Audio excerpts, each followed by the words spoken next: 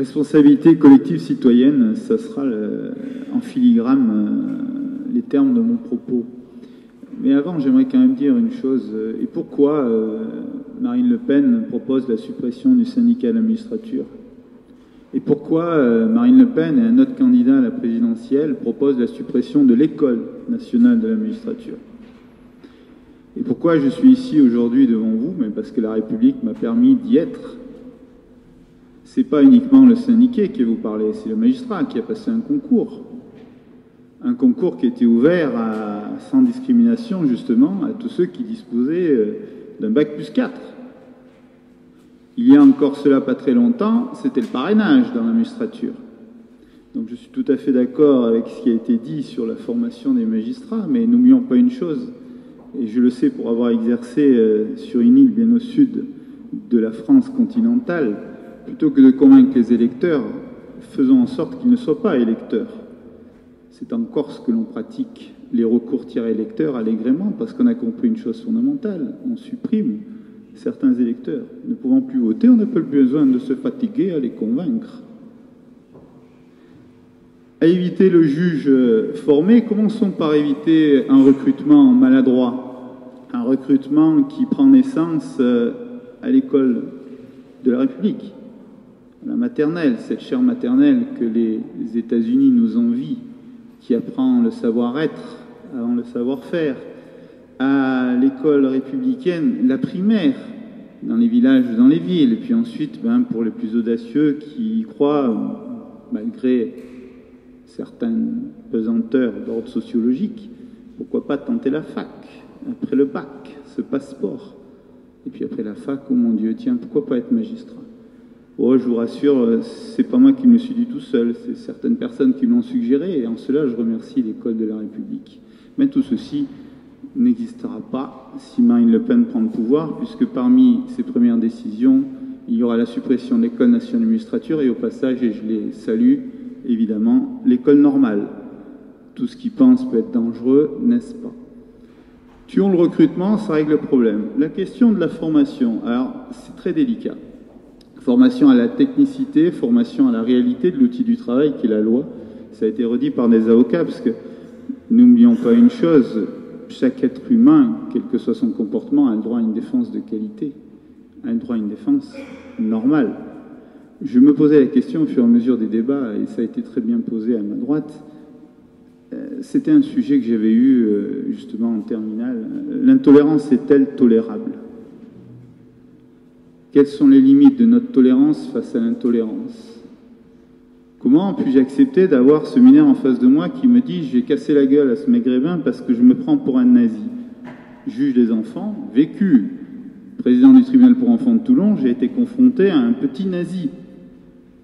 Ça a commencé par une rédaction sur la Shoah. Je lui ai fait faire des recherches. Alors, je rejoins la question de la formation. Prudence. Formation à quoi? Formation à la bonne idéologie qui serait la nôtre aujourd'hui largement partagée. Je lisais aussi ceci. Depuis des années, les citoyens s'indignent de l'inaction de la police et de la justice contre les délits de discrimination raciale. Tout y est en apparence. Nous avons l'indignation, nous avons l'inaction. L'inaction, indignation égale perte de confiance. Mais au départ, le postulat me pose un peu problème. L'axiome, diraient certains, depuis des années, les citoyens, où sont-ils? Quel nombre? Que représentent-ils? Ça a été redit tout à l'heure, l'éducation de masse. C'est le point de départ. On peut demander à la justice derrière de corriger. Il a été dit aussi, très brillamment, qu'un élu de la République ne peut pas tout se permettre. J'ai envie de parler, puisqu'on était sur des concepts juridiques, d'abus de confiance. Nous avons confié un mandat qui est celui d'un élu républicain dont vous ne respectez pas les termes, puisque vos propos vont à l'encontre même des valeurs républicaines. C'est donc sur la base de cet abus de confiance qu'on peut vous sanctionner, et c'est légitime. Je ne vois pas pourquoi on garderait à vie un mandat, ou qu'on garderait même le temps du mandat prévu au départ, si on a largement abusé du mandat qui nous a été confié. Et la commission d'infraction pénale devrait s'accompagner de sanctions, qui serait la perte du mandat sur la base, non pas d'un discours du juge, d'une pensée du juge, qui serait conforme à l'opinion du jour dans cette salle, mais tout simplement sur la base d'une cohérence. Votre mandat, vous ne l'avez pas respecté. Comment un élu de la République peut-il se permettre de tenir des propos qui vont à l'encontre même des valeurs de la République qu'il est censé servir, au moins sur une parcelle de territoire? Alors, une fois, j'ai rencontré le maire de Montfermeil. Il m'a dit, vous comprenez, devant un brillant oratoire, il nous a fait une belle intervention, très populiste, très communicante, très à la mode. Il nous a dit, nous sommes sur un terrain de jeu. Ce terrain de jeu, on en définit les règles. Très modestement, je suis intervenu en lui disant, mais vous nous parlez de la loi locale. Moi, je vous parle de la loi nationale, qui est censée justement veiller à la cohésion du territoire dans son ensemble. Voilà le rôle du juge. Rappelez la loi. Dire le droit, c'est dire le droit national. Je suis actuellement président du tribunal de grande instance de Mayotte, et croyez-moi que j'en sais quelque chose. Qu'est-ce que ça signifie de dire le droit national à 8000 km d'ici,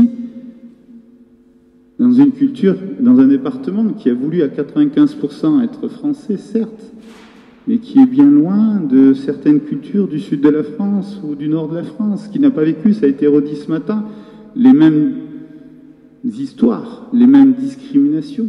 On est bien loin du mineur polonais à Mayotte. On est sur une terre noire, musulmane, où la question d'ailleurs de la discrimination ne se pose pas. On est majoritaire.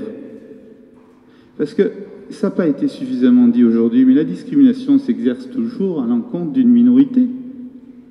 Moi, oui, je reprendrai sur les Comores tout à l'heure, mais je dis ceci, là je parle des Mahorais, à l'égard de la France. Ils n'ont pas le même vécu, ils n'ont pas les mêmes problématiques. J'entends mon voisin réagir sur la discrimination avec les Comoriens. Ce n'est pas en ces termes-là. C'est beaucoup plus compliqué, puisque les Mahorais, de par l'ONU, sont aussi des Comoriens. Vous voyez, ce que je veux simplement dire, c'est qu'ils n'ont pas la même histoire. Ils sont dans une position un peu plus de force, je dirais, à l'égard du blanc. Donc, fort heureusement, il n'y a pas de discrimination envers le blanc. On ne lui refuse pas le droit d'embauche. Il n'en demeure pas moins, je ne vais pas botter en touche. Je vous ai parlé de responsabilité collective. Je mentirais de dire que les magistrats sont efficients en la matière, c'est-à-dire que le ratio entre les moyens dont ils disposent et le résultat obtenu est à la hauteur. Non, il ne l'est pas. Et j'aurais des propos bien plus durs que mes voisins avocats. L'un est allé chercher, à juste titre, effectivement, le dol spécial merci maître, c'est pas toujours facile à trouver, pas toujours facile. L'autre m'a rappelé, oh, le principe du contradictoire, le bénéfice du doute, ça gêne le juge. Bon, c'est un jeu de conviction, le débat judiciaire est un jeu d'échange, d'arguments, on est bien d'accord. La procédure doit être respectée, mais encore faut-il être à l'écoute, un minimum.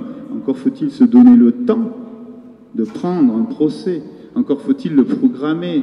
J'intervenais tout à l'heure, je le dis très clairement, le menu est défini par les parquets de France. Pour quelle raison n'y a-t-il pas de politique pénale judiciaire en matière de discrimination? Parce qu'il n'y a jamais eu, hormis par le court passage de Christiane Taubira, de position très claire du ministre de la Justice appelant les parquets à lutter contre les discriminations. Je ne vous dis pas l'émoi que ça a généré dans les juridictions quand les parquets de France ont été dans l'obligation de remplir statistiquement le nombre de poursuites qu'ils avaient diligentées d'initiatives sur le ressort de compétences qui était le leur. Bravo, Madame Taubira, d'avoir rappelé qu'une loi devait être animée d'une politique pénale. Cette politique pénale incombe au parquet.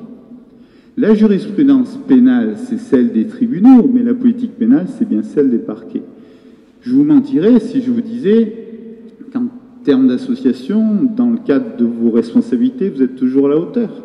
Je vous mentirais aussi si je vous disais que nous le sommes toujours. Le problème n'est pas tant là. Je pense que le courage qui doit habiter chaque citoyen doit être analysé en fonction de son positionnement, de sa position au sein de la société.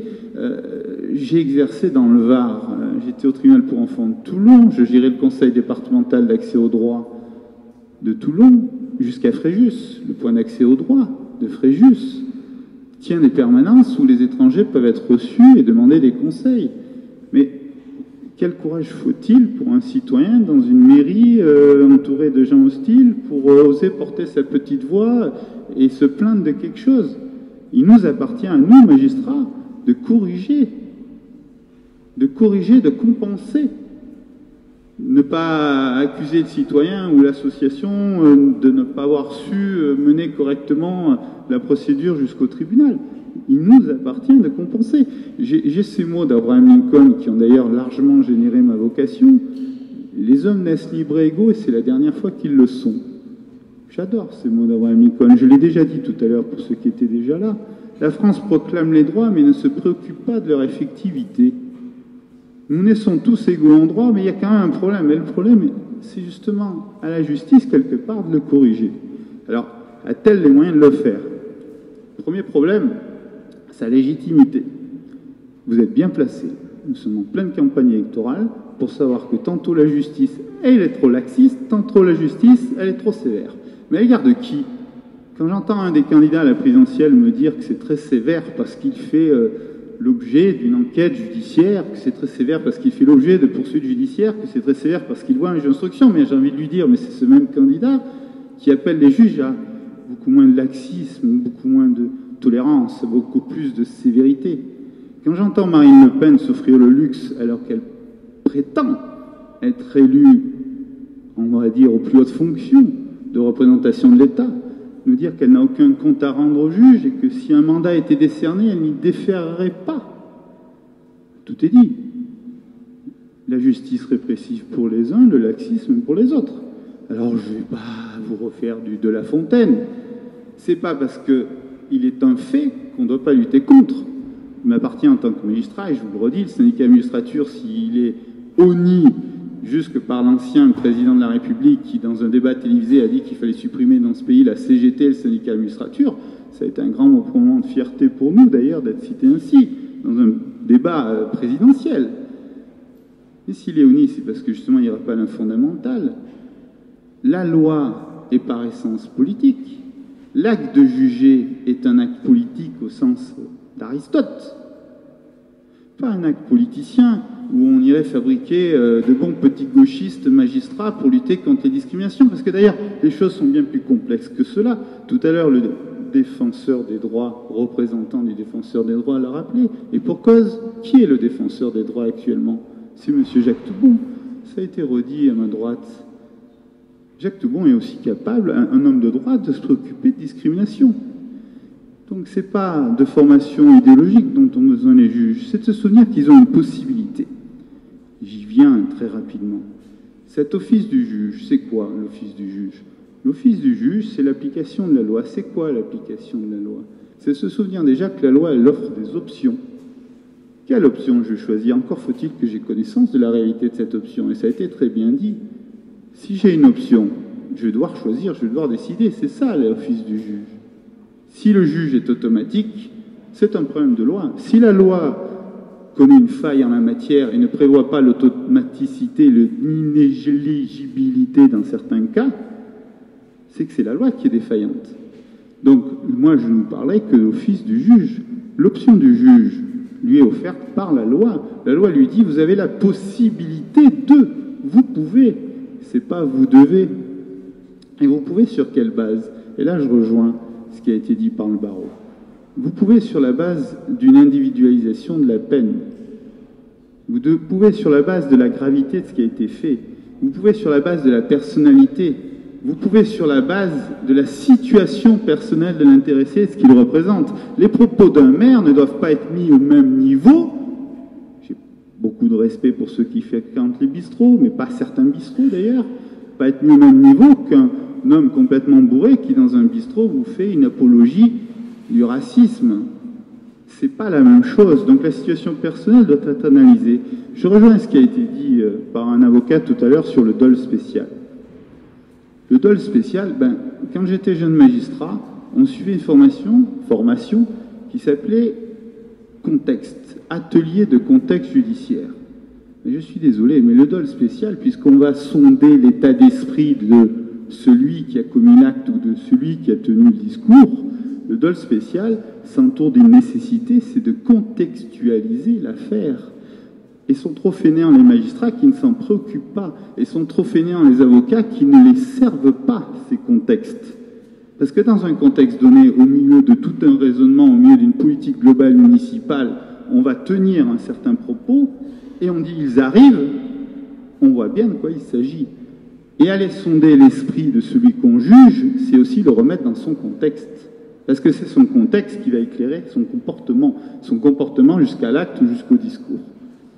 Alors, il est un paradoxe, je vous avouerai, on nous demande quelque part d'anéantir, de neutraliser l'atteinte à la liberté d'expression. Mais c'est aussi une forme d'atteinte quelque part à la liberté d'expression que d'empêcher quelqu'un de dire quelque chose. Et c'est là où je ne serai pas d'accord, et c'est le seul point sur lequel je ne serai pas d'accord avec les différents intervenants. En fait, c'est pas ça.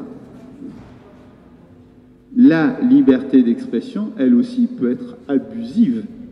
Ce qui est condamné en matière de diffamation, c'est l'abus d'une liberté qui est celle de la presse.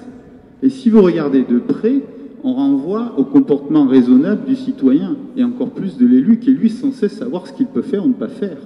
La diffamation n'est rien d'autre que la sanction d'un abus de liberté qui est celui de la presse. Si on raisonne, je vous ai parlé d'abus de confiance tout à l'heure, d'un mandat qu'on a mais qu'on ne respecte pas dans sa finalité. Je vous ai parlé de l'abus de presse qui serait la diffamation. Sur quoi on est? On est sur une logique finalement de proportion entre l'idée, le discours et la finalité. La notion d'abus est pour moi, en ce qui me concerne, au niveau de l'office du juge, le plus intéressant. En matière de violence, il en va de même. Entre la gifle éducative d'un père tout à fait serein qui met fin au délire de son enfant et les coups qui pleuvent d'un père qui rentre en colère de sa journée et qui se venge sur son enfant, on fait la différence. Et pourquoi on ne ferait pas cet effort-là en matière de discrimination? Et pourquoi on ne le ferait pas? On me donne 30 secondes pour conclure. Je n'abuserai pas de votre temps. Je dirais aussi, au-delà de tout ce que je viens de dire, il y a une limite du débat judiciaire. On peut nous demander d'anéantir certains propos. On peut nous demander de neutraliser un individu. Mais attention, il y a des hommes de paille dans certaines sociétés. Mes collègues de la magistrature financière le savent. Pour ce qui serait de mes collègues de la magistrature politique qui se préoccuperaient de ces questions de discrimination, d'apologie, attention aux maires de paille. Attention à celui qui viendrait prendre la suite de Monsieur M. Il faut combattre l'idée. Attention là aussi, il faut combattre l'idée bien au-delà de la personne. Je disais tout à l'heure en marge à une personne qui est intervenue, moi je ne combats pas les électeurs du Front National. Je combats certaines idées du Front National qui sont d'ailleurs reprises par certains partis beaucoup plus classiques. Je ne combattrai jamais un électeur parce que je suis convaincu d'une chose, c'est qu'un jour, j'arriverai à le convaincre et à le mettre dans un lien social cohérent qui est basé sur le respect, qui est basé sur notre triptyque liberté, égalité, fraternité, et pas uniquement sur des mots, mais bien sur des valeurs intégrées. 30 secondes, 45 pour moi, je vous remercie.